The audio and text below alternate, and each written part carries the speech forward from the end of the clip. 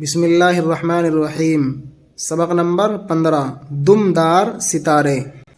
کبھی کبھی آسمان میں دمدار ستارہ نظر آتا ہے جس کو دیکھ کر عام لوگ خوف کرتے اور اپنی خام خیالی سے اس کو قحط، وبا یا انقلاب حکومت یا کسی ایسے ہی بڑے حادثے کا موجب سمجھتے ہیں۔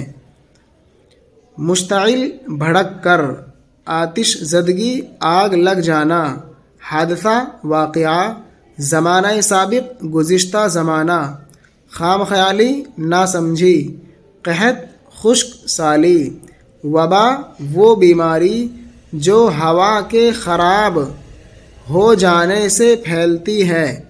موجب، سبب، وجہ، باعث۔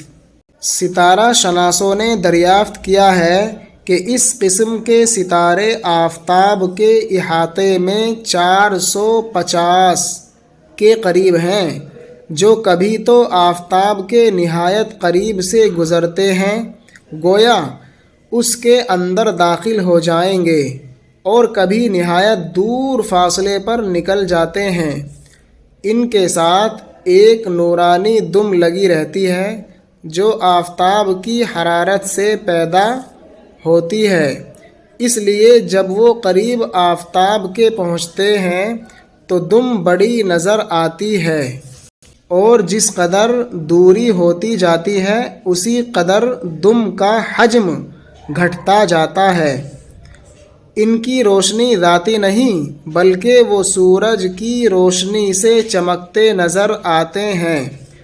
ان کا دورہ بھی مدت ہائے دراز کے بعد ہوتا ہے۔ بعض دمدار ستارے 100-125 سال بلکہ اس سے بھی زیادہ عرصے کے بعد نظر آتے ہیں۔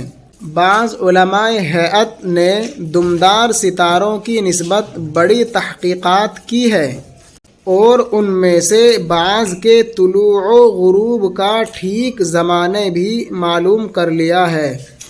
غرض ساحت افلاک میں جتنے اجرام انسان کو نظر آتے ہیں ان تمام میں زیادہ تعجب خیز اور حیرت انگیز یہی دمدار ستارے ہیں، مگر لوگوں نے جو برے آثار ان سے منسوب کر رکھے ہیں وہ نرا وہم ہے جس کی اصل کچھ نہیں۔